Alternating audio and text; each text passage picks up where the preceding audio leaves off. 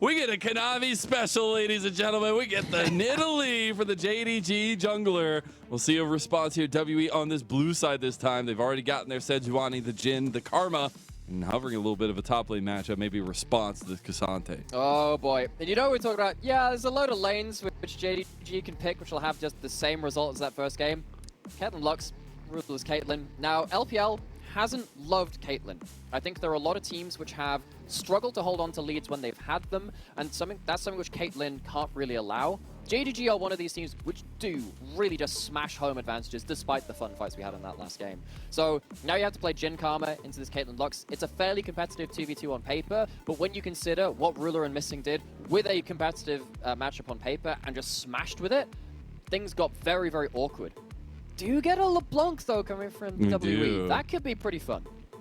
And being able to, again, give Shanks some of those resources. We really want to see Shanks and Hope be the ones that are set up for success for this roster. And even though in some of these moments we haven't necessarily seen that, I think it's still super important to kind of highlight through here. And I do want to also highlight something else that we see. I just got confirmation on it. That is just a full missed ban from WE. So feels a little bit bad, man. And feels even worse when you have the Kassadin late game scaling coming through. And maybe that's where that ban could have gone to.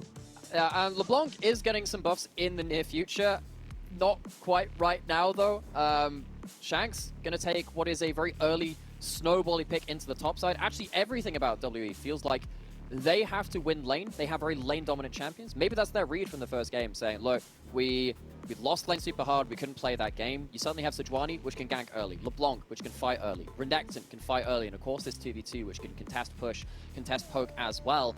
I think this, to me, shows a real determination to not get blasted early and to stop JDG getting the same kind of laning success they had from game 1. We'll see if any of that laning success comes to fruition here, because when you're going to go against a JDG roster that has this draft, well, you better hold on tight and make sure you got your umbrella, because the storm is a-coming. He said that even themselves, WE saying this is the read. We need to take fire into fire. See if they can make it happen here, as we're going to be getting into game number 2 shortly. JDG in their training arc against a lot of these teams moving through the last part of their split, trying to make it a very standout finish for them, where WE just looking to solidify and find out how to get Shanks and Hope in win conditions. Team WE had pretty much the hardest schedule you could ask for in this week. For many of our teams, they were facing top esports before this and got blasted 2-0, 2-0 in that one. And you look at how JDG treated them in that first game. This could be very quickly heading towards a 0-4 week for them. Trying to find some way through the early game, play through their lanes a little more. But if they don't manage to get something done in this laning phase, it's already going to be very difficult. Something like that Kassadin, you hit even just level 11, the extra ability to close down onto someone like this LeBlanc, punish them as they jump forwards, can be very, very difficult. The Caitlyn Lux as well. If that ever gets ahead, WE, what are you going to do about that? Well, the answer is going to have to be in front of us now, as we are onto the Rift here for game number 2 of our second series. It is our patch day 13.4. While we haven't seen many crazy things, the Gragas had definitely taken priority before this series, and now Kanavi off that game number 1 is going to be on the Nidalee this time, so very much more of that forward aggression. I guess the same kind of style that he played the Gragas with. We'll see where he wants to kind of try to put his focus early on. And that is quintessential Kanavi, right? Like, if he does have the ability to walk over the enemy river and just mess with the enemy jungler, he's been very good at that. He was one of the very best Lilia players in the world when that champion was released as well, particularly for reasons why he could just walk into the enemy raptors, make a mess of the enemy jungle. Hung on the other side on the Sejuani. Sejuani is not a champion that needs to wait until level 6 anymore. Sometimes in the past, it's okay with that. Q, right? Oh, that's an early cleanse and given a little bit of the pain that was delivered in game 1 at that level 1 mark. Ruler will be down his cleanse, still has a flash. Oh, tries to go for it, but the cancel there for the flash. Really nice. You know how hard it is to cancel Jhin 4th shot? They actually made a change to that a number of times, years ago. The Ruler, very quick on the fingers. Not going to die at that level 1. So good, better start from Team WE in this early game. But it's still not done yet. All it is a good trade. It's not a kill, it's still under threat. Caitlyn Lux push under tower at least. I think you'll take that by a mile in terms of what you came away with game number 1 from. Obviously, Kanavi on the prowl here, should get spotted out by that nicely timed ward from Hung. Bushwhack into the red buff brush. Sees that Hung is not going to be there. Has the inside track. Hung is here to counter gank though. Oh, flash from missing. They still connected. No hope. Who's going to get first blood? It goes to Kanavi. They see him coming down. Try and call Sejuani over, but missing pulls the trigger first. Hope no flash, hope no heal, hope no life. Spear him narrowly missing onto Owandi as well. JDG could not afford to let this Caitlyn Lux fall behind themselves, and Team WE, that was the worst case scenario for them. Caitlyn Lux getting ahead. Ruler missing. Very, very scary now. In a position with extra gold in pocket. God, how do they just always do it, man? They just always really find the resources. And you know, I think that's right. It is just that move from Kanavi early on, the pathing that he took, and the capitalization on even being seen, having his team at the forefront and the decisiveness to make that play. I think that's where we've seen JDG at their most lethal. And Kanavi had a couple of questions asked of him, particularly after the EDG series, where it felt like Kanavi had a particularly underwhelming series against JJ. Kind of took his early pathing, read him like an open book, countered him wherever possible. Coming in with a series like this, though, very important for Kanavi to, again, just kind of put to rest some of those worries. Put his name back on the table as one of the very top junglers in this league, particularly when he's playing towards his preferred styles. Looking around the rest of the map, Knight more than fine in this mid lane, picked up a tier, down a little bit of CS in the early game. More than happy to take that. You know that it's not your job to be the lane dominant champion in this game. I've sometimes had some issues with playing Knight, playing Cassidy rather, with something like a Caitlyn Lux lane, because the Caitlyn Lux likes to have some priority from mid lane to help them push in on bot side at the same time. But if you do end up winning through that bot side, it gives Cassidy such an ability to sit and scale and let the Caitlyn Lux kind of be a baton pass towards him in the later game. There, the early game, Cassidy picks up later. And that's where Knight will come to a head there as well. Actually a nice little move, though, back and forth from BuBu and 369. Getting him a little fight back there. Kanavi will be spotted out, clearing out the support on the top side. So at least a little bit of vision and map control maybe given over to JDG, but some information given to WE. We do have Dragon #1 on the map. Seeing if we get a little bit of early focus here, but especially with Kanavi full clearing down towards bottom side, we might actually get a little tussle. Well, one of these teams has a mid laner. The other one doesn't, because they have a level 5 Cassidy.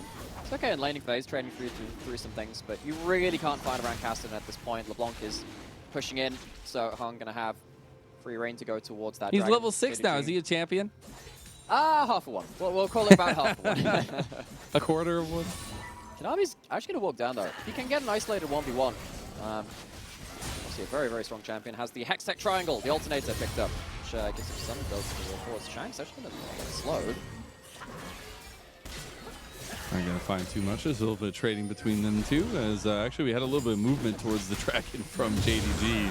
In the end, Hunt was able to pick that one up and get the first Dragon for WE, and they give themselves something on the board. Dragon, yeah, certainly valuable, particularly when you've got something like a Sejuani as well. Mountain Dragon, well, any champion in the game likes a Mountain Dragon, but Sejuani as well really, really likes to have that one.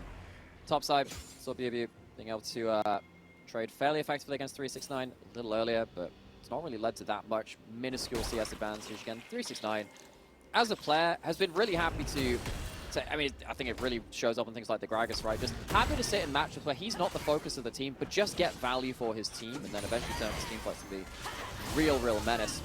JDG happy to play around the bot side of the map while their solo lanes are just really chilling for this point of the game. They are chilling, and we actually don't have much to go at least fight for here. I still think that when we were talking about the compositions and we were putting a lot of onus on WE to get a little bit of advantage somewhere for themselves, I would still like to see Hung get involved and find somewhere, but right now it seems like WE are fine just kind of hanging out. Well, I don't know if they are, from my eyes anyway, because it's all good being even in early game, if not slightly behind. You have one Dragon. This draft was a lot about laning picks. An awful lot about these blind picks, and they're already in threat here. That is a flash. So maybe something to revisit at least against View. Hung will be level 6 now, so you get a little engaged.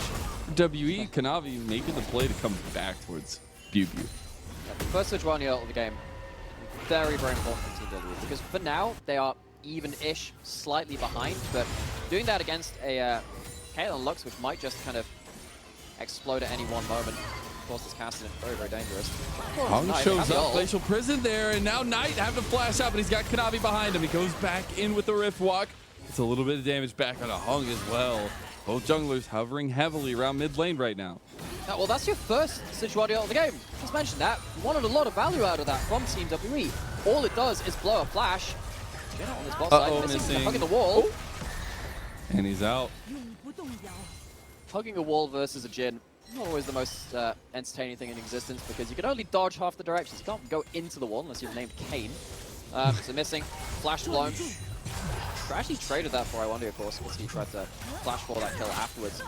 At least this Jin Karma has managed to control a fair amount of this hit flux. It still will be a little bit difficult if Ruler and Missing do get themselves one play. Feels like they can just push down any turret very, very quickly. It's still only 9 minutes into this game. You end up kind of rotating up towards Herald and leaving Caitlyn alone with a turret. That can potentially be quite difficult as well. But I feel like with the way that WE are playing things right now, probably just roam that Karma up. Interested to see where Hope goes. He might just match 80 carry for 80 carry and say, look, the Castaner still can't fight. We should be winning the 4v4 on top side. This Herald could be an area of concern for Team WE. They should be favored to take this fight around it. So JDG, not sure they're going to not give him the fight. Yeah. So we do see actually Hope committing to that bottom side. Knight will be moving over here for a little bit of vision. Missing has already come as well, and they're actually looking like they're bringing Ruler up this way if they want to, but the Rift is already almost done. They fight this so they actually pull that back. And 369 finds himself between 3 members, gets the double knock up there. Shanks has found the back line though, nice engage. And View gets the double maybe here. He gets one more to no. Shanks picks up the kill. He all out came through for 369. Iwandi's taken out. But it is a 1-for-1 so far, at least 1 for 2 for WE, and 369 might just die as well. Why? Ooh, he's trying to find a little bit of damage on the Hug. Doesn't get him though. Shanks just chases him out here and gets himself a second kill. Wait, Knight? I was wondering if Knight could actually go forward there, but why would JDG even fighting that? Renekton, one of the strongest Herald fighters in the game. You have a Kassadin who doesn't have any APs, built up a Catalyst, and is not even level 11 or anything close to that at this point. This is a huge overestimation of JDG's abilities. Credit to WE for taking the fight. Trying to fight against Renekton with double empowered abilities around Herald is one of the hardest things in the game. As soon as you pop that first dominance in the game in the group fights, Renekton really just runs the show. And 369 picks up something, but you've lost 3 kills for that. You lost a Herald, and suddenly this early game composition from Team WE, which wanted to play through laning phase, has itself a lot of gold to play with from that Herald fight. Yeah, and I think obviously bottom side a little bit worse for wear for WE, but they're happy that things are happening elsewhere, especially Shanks getting those 2 kills on LeBlanc. Will have backline access constantly, and again, a lot of squishy members for JDG, so I think Shanks is in a prime position to carry this mid game for WE. Yeah, Shanks has picked up a longsword. Okay. I don't know whether that's just a bully the Cassidy Missing though is just dead again. Missing, that's the Lux ain't working out here. Dragon go over to Kanavi. The Glacial Prison over the wall though, and Ruler saves his jungler's life. JDG, again, your time to fight is not now, and Missing. Yeah, I think you're right to call that out. Missing caught out in some very awkward positions. What you want to be doing as Caitlyn Lux is hammering someone so hard into turret that they can't respond to plays like that. So you're not caught out in River in plays like we've seen Missing caught out around that Herald, around that Dragon as well. What's happening here though is just means that you're giving extra gold over to players like Shanks we saw around that Herald. Players like Hope and Iwandi picking up something extra as well. JDG, they know if they just hang tight, they don't give over the easy victories, they're actually not that far behind. By giving plays like this, WE, they have an extra ability to kind of like extend their point of power in this game. They are going to fall off at some point. Renekton not always the easiest champion to play in the mid and late game, especially against very long-range champions like Het and Lux. Can very much struggle to get on top of them unless your vision control is good. Someone like this LeBlanc as well, unless you are snowballed, doesn't really feel like much of a champion. But WE found a couple of fights now. They're going to be trying to look this Rift Herald mid lane here, as they will drop it. It Shanks a little bit more gold with these turtle plates. Be a bit of a response here from JDG, so see if Shanks can skirt that edge. And we'll see actually a collapse from WE bottom side. So you're just moving from mid lane to bot lane, keeping their members close together. They can move in power. Knight's still collecting farm. He's doing absolutely fine on this caster. It's not really his fault that his team has decided to commit to a load of fights. He sat there as the caster go, guys, not a champion yet. Do you not? The rest of the team's like, sorry, I couldn't hear you. Casanto go, brr. Oh, Glacier, they're all hitting on a missing. He's going to go down again. That's 0-3. 0-3. Caitlyn Lux not been able to push in the most of this game. And Hung, actually with the last couple of... I was wondering if there was going to be a follow-up on wall, but no flash available. But yeah, Hung actually doing pretty okay on this Sejuani and finding some crucial picks. And again, every kill like this just adds an extra bit of gold into the pockets. It adds an extra bit of time in the hourglass for WE to play around before these big carries from JDG, like this Cassidy, come online. Caitlyn and the Lux at this point, though, they're not really at a point where they're going to be crushing through lanes, pushing in, able to push through towers. You're actually quite worried now for Sejuani, doing like they did just there, engaging onto you, or something like the LeBlanc hopping over the wall. Kanavi doesn't have pushing lanes to play around. He's gonna die. He is. Oh, maybe not. Nope. CC's chain. Now you got Missy coming to save him, but no, that's not enough. DP's out. Riftwalk away from Knight. Now Missing. Locked out again. And the team is nowhere to be seen. That's 0-4 for Missing. As Knight getting away with another Riftwalk. So, you know how Kanavi went second out in Magi's last game? Wondering if that actually could be an answer here for Shanks. Shanks is getting so much gold. 7 stacks on the Dark Seal, and Team WE, I mean, they're just punishing JDG for absolutely not playing around their power spike, not fighting when they are ready to. And you look at Ruler, yeah, he's been able to farm, yeah, he's been able to kind of keep up in CS with the Jhin. That's not the job of the Caitlyn. You should have been able to explode this bot lane laning phase. 369 looking to try and make that happen. All right, they want to make it happen with the final spark. Not going to hit. The Glacial Prison use Iwandi flashing over the other side. Knight wants it, though. Knight's trying to get another kill, or get a kill, rather. He gets locked out, though. Now 369 has to chase him out. Iwandi finally falls to Knight and JDG. Oh, we got Ruler versus Shanks in the mid lane. No, Ruler not having any resources this time. Should be just left out to dry. And Shanks gets a 4th kill. Bottom side did not go JDG's way all the way. And the top side tower went down to WE. Yeah, so I mean, if you couldn't teleport to that play, Shanks finds Ruler alone in the river and uses the Conqueror LeBlanc. I kind of missed that rune choice, but with the ability to say these elongated plays, so much damage from the early gold which is built up. Ruler called out of position, cannot fight his way back. WE, again, finding a lot more from this early game than they have any right to. They do end up losing a little bit towards the spot side, and Knight is picking up a lot of gold. Feels like this game is becoming more and more about when can Knight carry. Picture in picture, we see what happens between Ruler and Shanks in this lane. Yeah, pretty simple as it. Walking into Fog of War, trying to outplay, trying to play the micro around the nets, around the headshots, around some of those traps, but not given the easy play. Shanks' fancy feet, gets that kill, walks onto the map with so much magic pen, Ludens and Sword Boots built up, extra needlessly large rod for the point and power. Shanks No more longsword. No more longsword. No longsword. None of that Conqueror stacking with auto attacks, LeBlanc autos coming down onto the castle and laning phase. But he's more than happy trading that out for some extra nuke potential. Yeah, and now we see a bit of that trade going down. WE will take the dragon. The side lane tower goes to JDG. Mid lane, though, it's a collapse, and WE are looking for it. Ruler took a decent amount there. There's Glacial Prison. Curtain call used, and Missing should just go down yet again. Maybe he doesn't. Maybe Missing in action. Okay, there you go. He struggled to play. Oh, it's a good the flash play for Mew. They're on the Ruler, and Hope takes down his replacement on JDG, and WE, they've roared to life. This is such a night and day difference between Game 1 and Game 2. JDG maybe feeling a little overconfident from that first game. Knavi not able to impact the game. Knight still not online on this cast. And JDG, they wanted this Caitlyn Lux to be the early game pressure valve. It's not nearly been that. They've been ripped up, ripped apart. Second Herald going to go over to Team WE. Now you're reaching at a point where Italy are going to find it very difficult to play around the map. Cassante also not at a point where they can really get on top of the Jhin, Karma, the LeBlanc as well. It really is just how much can Knight do when he finally comes online? And will he even get to get there? Because WWE are content with just keeping forcing plays. It's working for them so far. Yeah, they've forced so much and it's gone so many times just their way because they have that CC, they have locked on that flash from Gibu so clutch, but it's also the follow-up from Hope and some of the utility coming from bot lane.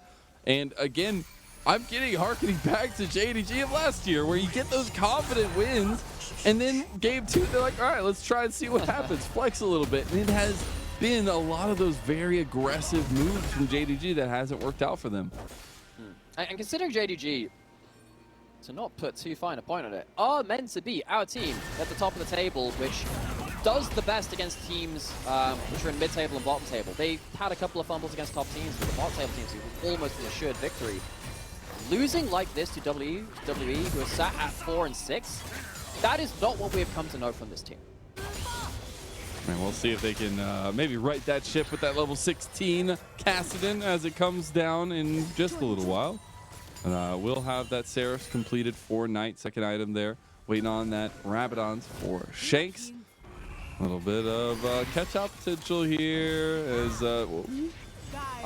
That's a teleport. Bottom side? Did he get? He got locked down though. Is now in the bottom side. Mew just in a 1v2 and dies under the tower.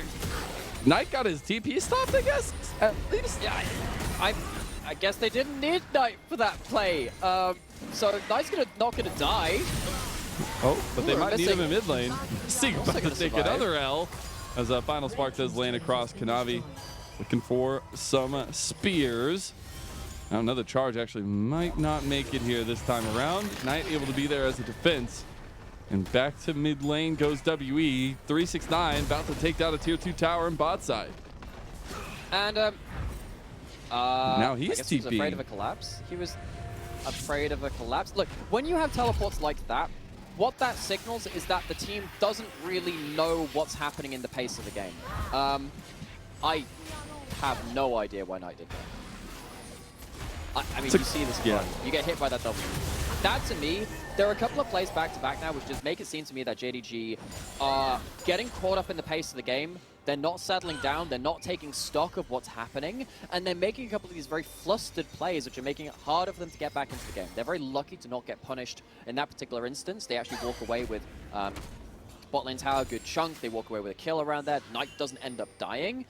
But you're still not in a great position. If you had that teleport on Knight to come to another play, maybe things get easier beyond this point. One of the reasons Team WE haven't been able to accelerate beyond this point is because Baron wasn't alive. You make that mistake again, or maybe that lack of teleport is punished and WE can force you towards that Baron. That's when things go from bad to worse. Now we did get that Prowler's Call completed, second item for Bew. We also have the Locket there for Hung. Something a little bit different, it feels like. But now we have a Dragon in 35 seconds. WE, that would be sole point for them. Hextech Rift as well. Oh, goes wide. They don't land it on the missing. They don't get the damage. Maybe they still almost do. It was missing about half health there. And it was just a trigger pull from WE to try to get something before this Dragon. It's the right timing to go towards it. I mean, at the end of the day, the turnaround damage really wasn't there from JDG. Knight still not in a position to fight at this point. 369 wasn't at that play either. And we talked so much about Knavi last game on that Gragas. This Nidalee has really struggled to make an impact, especially in these team fights. Such a hard champion to execute, especially without the same level of point-and-click CC that you normally see her linked up with. But JDG pushed back once again. WE looks like they get a free run of this Dragon. Timer not there yet for JDG, continuing to fill the hourglass, as you said, with a little bit of time for WE. As I still think they have that bar of execution that needs to be there. And you're still going to have Knight that's very, very scary. A couple ace in the holes doing some damage on the Hope. We actually see another tier 2 going to 369 in the side lane. gold, actually. But 369 just W'd forwards. That, I think he's about to die, though. sound great for him, actually. Oh, man. The fact that they have double roots on chains is actually insane. 369 should make it out unless the rest of WE want to make it happen. They're going back in, though. Maybe Kanavi locked out. Curtain call. Fourth shot, not enough. Hung tries to go for the play. The flashes come out from both sides. Very important, though, that Kanavi lives, because if Kanavi goes down, that is going to be Baron for free. At least Smite is still on the board. Knight needs to teleport into this. You don't have a choice to leave this alone. You give up Baron, you give up the game. There's the Shanks TP. Knight just took the tier 2 in the side lane. It looks like he is not coming to the fight. He is committing to the inhib. Right, they are pulling the late game as they are just going for the super minions here. Maybe Kanavi can make something happen. Look at BB on the point. They have no idea he's over there. There's a big scary crocodile that's about to come eat your lunch. As now it's Pew and finds the back, finds Kanavi. Yes, JDG get a tower on the inhib, but that is Baron to World Elite. What is this decision-making from JDG, though? I think they understand that they can't win a fight, so they have to look for the steal, but Knight has not been able to impact this game. Kanavi also really lacking his presence in this game, and JDG, they're getting absolutely played by Team WE. Picked off on that top side, a bit of an overstay after that mid lane inner turret. Turns into a very dominant phase of play, and that Baron buff, it's not going to overlap with the Soul Point, the Soul Dragon spawning for Team WE, that Hextech Dragon, the next one up on that rift, but they're still going to get control over this entire map. They get to walk in, use that Baron push, control this vision. JDG, they have, we thought they would eventually come back online, but they I don't know if they're going to make it. They just keep pulling the trigger. They can't find the sticking power, and now Knight has hit 16. This is the go button for JDG, and they say now is the time to pounce. They get the back line here, and 369 has helped take down the back as well. Hung is gone, and the ticker has gone down to doom. Far be it from us to question JDG, I suppose. They hit that level 16 on the caster. Knight, Kanavi struggled to get into this game. Knight, though, at that moment, really finds an important moment. Takes down the jungler, takes down the support. WE, this full court press they'd set up with this Baron buff, is now turned into a negative Baron power play. They lose some turrets off the back of it as well. So JDG, at what feels like the last possible moment of calling, finally find a play. Ruler backsteps, gets out of dodge, manages to cleanse out, avoid the chains, burns an awful lot from WE to try and kill Ruler. And that means there's an awful lot less available to shut down the solo lanes of JDG. And 369 himself is actually doing so much too. Like, oh my god, he's shredding tanks like that. And the fact that Hung is really that only tank to this extent, they're going to try to find it, but you're starting to deal with a lot of damage back from JDG. Knight's starting to stack up that rift block, and it's not looking good. Shanks coming over the wall, not available. Got Ruler, who is starting up a back here. He wants to reset, get as much gold as he possibly can before this next fight. Maybe he's got a BF sword in infantry, spends as much as he can. JDG is wondering if they were going to commit hard to that fight, get Knight rolling forward, get the presence of mind stacks to kind of get that extra mana back on those kills. And just as we said, Ruler gets himself Gale Force, Bloodthirster, and tops that off with his last back of an extra BF sword. On the other side, actually matching items pretty much with the Jhin, who hasn't quite reached his Muramana if he's building up towards that in his third item. Minute until Dragon. Gold is actually fairly even. The WE talked about this composition, wanting to stay ahead of the curve, getting ahead from laning phase, but eventually they get outscaled. We thought they'd done it, thought they'd managed to get over the finish line. But one mistaken fight in that mid lane puts JDG right back into the thick of things. Items online, levels online. JDG prepared to fight now. Backs needed to come through, about 1,300 gold there for Hope. You also had third items completed for both mid laners. Muramana is there for Hope. You have to look at these damage profiles and the execution that comes of it. WE are still in this fight. If WE manage to catch out Ruler or Knight for free, they win this fight. They're looking to do exactly that. Knight, JDG got to get down here. They're trying to pull. They're trying to get back. They're trying to get over here tonight, but Knight's getting lower. They have gotten themselves in a weird position here for WE. You got to get Iwandi back connected to the rest of the team. They have found Knight as he went back in, but he's back over the wall. Here comes BuBu. He just can't catch him. As now BuBu is taking the brunt of JDG's damage, and that Croc will not live any longer. 369 on the back does tank up a lot of time, and yet another fight comes through.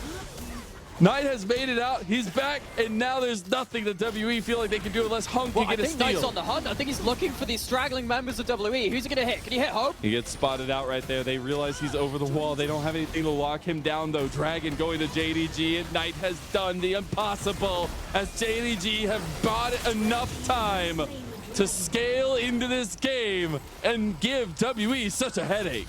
It got damn close, though, on that side lane. Knight pushing bot lane alone. Shanks gets over the wall. Imagine that's where this replay is going to start. Indeed it is. Does manage to keep enough distance away from the Renekton to not get completely 100-0. Very easy to forget how much damage LeBlanc has in the game. Has so many items, can very much combo up with the Renekton to one-shot someone. Speaking of that, though, wow, one-shot the timing. Very, very close. But at the end of the day, Renekton runs out of mobility, goes straight into that backline. 369 just about able to keep himself alive in that side too. Getting back out onto the map though. Baron alive in the next minute. Vision shot fought over. Oh, Kanavi's caught out a little bit.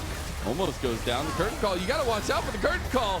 Missing, takes half his health there. Knight still taking up though. How will not have his curtain call available. 369. Maybe the focus now for WE is they're just trying to find anything, something, anything on the map here. They just are fighting everything they see.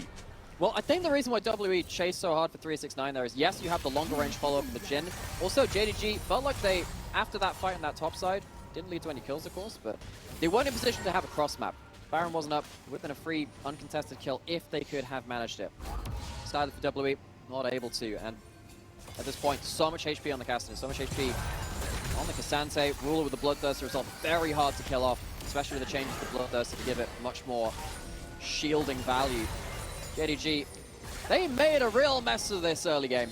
However, just about survived long enough to spare their blushes at that point. They have the items. Just need to, again, make sure that they're not picked off, particularly Knight and Ruler, before the fight begins.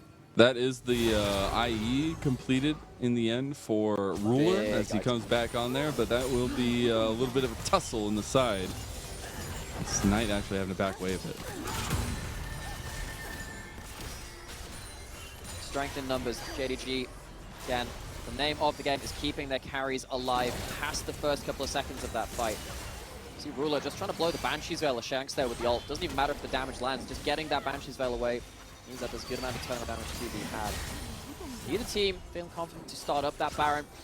Both understand if you're stuck in that pit, there's an awful lot of things which can go bad for you. So it is back to mid lane, it's back to vision control, back to trying to pick people off in the enemy jungle. Not leaving yourself open to get picked off in the pit. I love to see this though. A elixir of sorcery at least picked up for Shanks there. So every little bit matters. And he is 5-0 on the LeBlanc. This is the kind of carry that we need to see for WE. We said it is between Shanks and Hope. How do they find a way to solidify WE and find win conditions? Well, a LeBlanc with backline access, that's how you do it. Flanks incoming, spotted on the ward is BuBu. At least the Jhin trap functions effectively the same way in this moment. So, Knight pushing bot side, looking to pick on top side. Does a lot on the Kanavi here. There's not much for Kanavi to say back to it though. Doesn't get the kill. Now 369 is caught. Final. Oh my god, the final shot as well as the Ruler damage does enough. Now Knight is the back in it with the Ripwalk stacking up. Ace the hole's not enough on Iwandi, but Hope is down. Knight staying alive. How does he do it, Nightmare? As it's the doom o'clock time. He will be taken out by Shanks. Shanks goes down. A beautiful spear from Kanavi right through the heart of Team WE. The river runs red. 4 dead members of WE, only the 2 from JDG, and that should be Baron finally secured. Neither of these teams wanted to get stuck in the pit. They wanted to find fights around the map. Really want to see how this started. Holy cow! Really good damage coming in from that trap. Bit at the edge, of course. Oh my god! Pops up the headshot damage as well. And despite Hope getting so close to killing 369, flashes forward, has no way away from the Castellan at that point. And Knight, the real savior here for him is actually the Fleet Footwork. Fleet Footwork, you see the proc coming in just here, gets the healing from that 361 HP straight into the back pocket. Doesn't save him, of course, from Shanks flying back over. He brought up that Sorcerer's pop, as we were saying, Sorcerer's Elixir. Trap on the return means that he can't get out of that play up to that point. Ruler sealing his demise. And finally, Baron is taken. Finally, getting back towards another Dragon Spawn as well. Much longer game than the last one. We're back into these late game team fights. Knight, teleport up in that top lane, looking to get something on that side of the map. WE, once again, fishing for the picks, looking to take someone off the board before the fight starts in earnest. And what a knockout, drag-out fight from JDG. They're getting made to work for it, but it's exactly this kind of stuff that gives JDG this training arc going into the later parts of the season. Got to flex their team fight muscles here as the Dragon started up. View on the back here. They still have 5,000 health on the Dragon. There's the TP coming in from JDG. Hung is still in the pit. The Dragon is reset. He's out of the pit now. The Gale Force almost enough to get him dead as Knight goes over the wall. Still has it on the Bew Bew. Bew Bew has nothing to say. He goes Dominus. There's the Deadly Flourish. Hope able to back Knight off of his top laner, but a collapse inevitable by JDG. Pushing forward, Shanks is not there, he's behind them. Oh, the spear's just barely not enough. They gotta go help 369 a little bit. They got their team there, but 369 is just left out. JDG will move on to the mid lane as Ruler has taken a tier 2. They're looking at the inhib tower. Some miscommunication there from JDG very briefly. Bot lane of JDG moved up towards mid lane. They didn't want to continue the fight. 369 ends up dying for the miscommunication. But still Dragon secured by JDG. They still have the remainder of this Baron buff available to them. They're pinning Team WE back into their base, and Team WE, try as they might, they cannot get clean kills. They're getting forced off of these objectives. JDG, too much HP, too much stats, too much damage. Too much damage, and that was the kind of story from the very beginning. We've seen this this script being written before it was. As there was that timer. We knew Knight on the Cassidy and had been let through the bans and had been let through the picks, and it was that late game insurance for JDG. Now we're coming to where WE are starting not to have a response to that. Even with Shanks having all these resources, it's not the same. And just a reminder, you know, such a close game between these two teams. Could not be any more different in the standings, though. It feels like Team WE struggling to keep up with the pace set by teams like TT that we saw earlier in the day in terms of teams looking towards playoffs, towards that cut-off bracket. If we cut off the top 10 teams right now, WE would not be a part of them. They need to pick up games, and we felt like this was going to be one of the very hardest ones for them to pick up. JDG, one of the very top teams on the table, but WE giving it a good shout in this second game. Feels like it's going to be very difficult to come back into this one now, though. JDG, so many ways to burst down the enemy opposition. One step on Ruler and Knight might add another chapter to things here. If they can find a little bit of something. As Ruler doing a lot of damage to that ace in the hole now. As WE starts trying to clear out some of this vision. They've kept Shanks on the back. If he can find a catch out on somebody, that's beautiful. It's not going to be Knight, though. I'll tell you that much right now. And we do see that fourth item, 4th and a half, really coming through for JDG as well now. Hope not completed his last Whisper item just yet, because it's the lethality build. It expects to be the Cyril's Grudge. Would very much help him try to kill through any of these more tanky members on the side of JDG. Late game stats, even with just base stats, last Whisper can very much help cut through base armor, through base magic resist. Magic resist for JDG. Get the point. 1700 damage can be helped again, almost Chris. Difference between these AD carry the DPS. Very important to note as well.